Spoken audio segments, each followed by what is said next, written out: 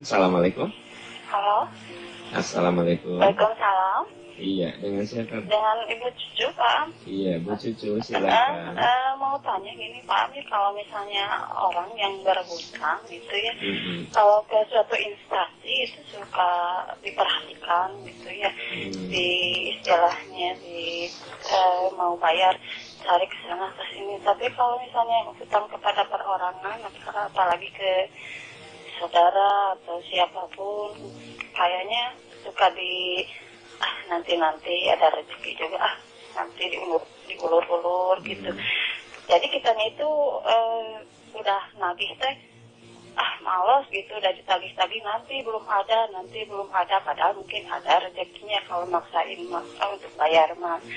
Nah, kalau hal seperti itu, apakah itu nanti ya suatu hari di alam akhirat itu ya, amal ibadahnya suatu amal ibadahnya ditarik, ya istilahnya ditagih lah sukanya gitu. Nah, itu seperti itu. Karena kalau nagih-nagih terus jadi malas, kitanya jadi udahlah biarin aja. Sedangkan misalnya orang tersebut meninggal, ahli warisnya nggak mau tanggung jawab, itu gimana gitu. Nah, yang kedua itu yang orang yang rugi itu di akhirat itu ya muflis gitu atau apa ya, itu apa aja gitu. Nah, itu aja Pak, makasih Pak. Iya, Bu Cucu. Waalaikumsalam warahmatullahi wabarakatuh. Iya, di dalam ajaran Islam, ya, hutang piutang itu boleh dilakukan, prinsipnya. Makanya ada ayat tentang hutang piutang juga menunjukkan bahwa berhutang itu boleh, ya, menunjukkan.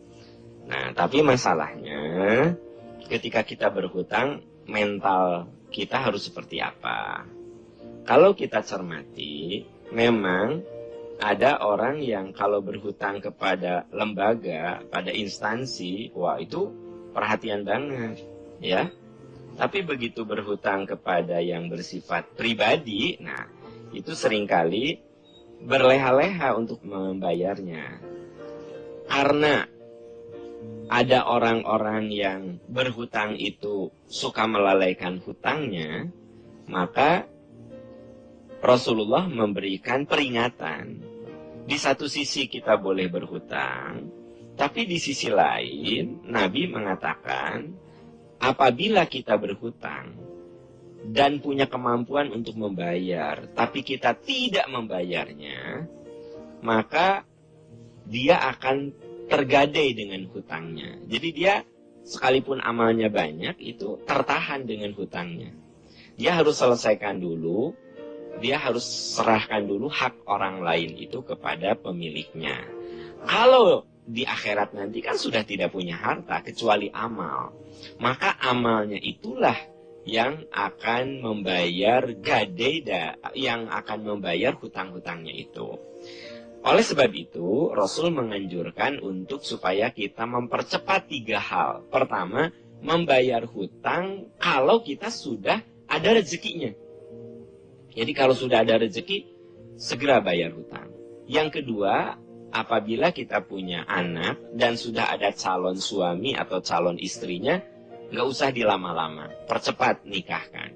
Yang ketiga, kalau ada mayit, segera kuburkan, segera mandikan, segera kafani, segera kuburkan. Itu 3 hal yang oleh Rasul dianjurkan untuk dipercepat. Nah, kalau ada orang yang berhutang, dia tuh ingin sekali membayar, tetapi memang kenyataannya dia seret sekali rezekinya.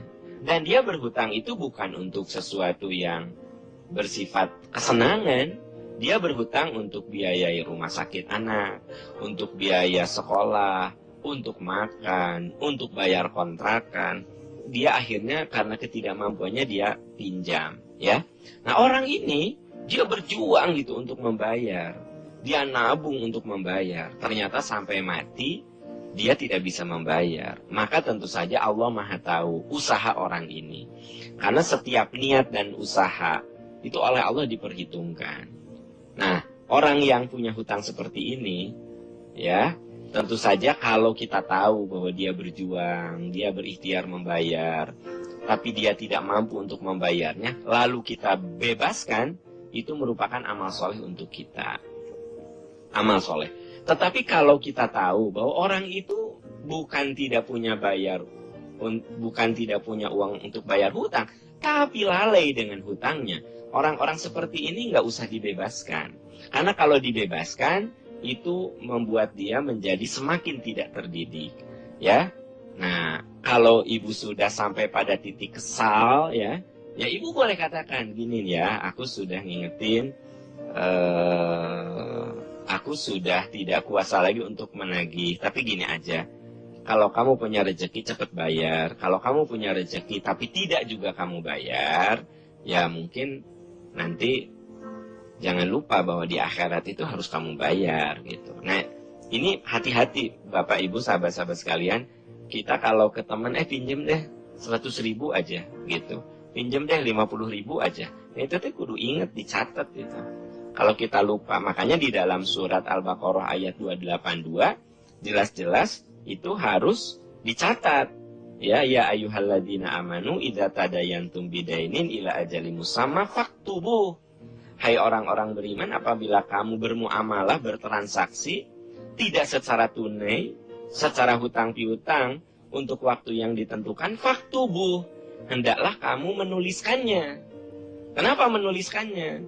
Karena boleh jadi orang yang berhutangnya mah lupa, tapi orang yang dipinjami biasanya ingat terus.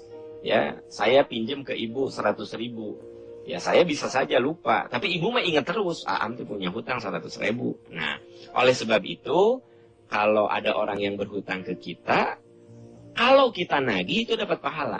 Karena kita mengingatkan. Misalnya saya punya hutang sama ibu, ya 100.000. Saya nama udah lupa. Ibu ingetin, Am, inget nggak waktu itu Am pinjem loh 100.000 sama saya. Oh ya Bu. Nah, boleh jadi saya lupa gitu. Jadi kalau ada orang yang berhutang sama kita, kita mengingatkan bahwa dia punya hutang, alias menagih, itu ibadah. Kalau kita sudah ingatkan, dia tidak pedulikan, nah itu malah di akhirat nanti orang itu harus mempertanggungjawabkan hutang-hutangnya, gitu ya.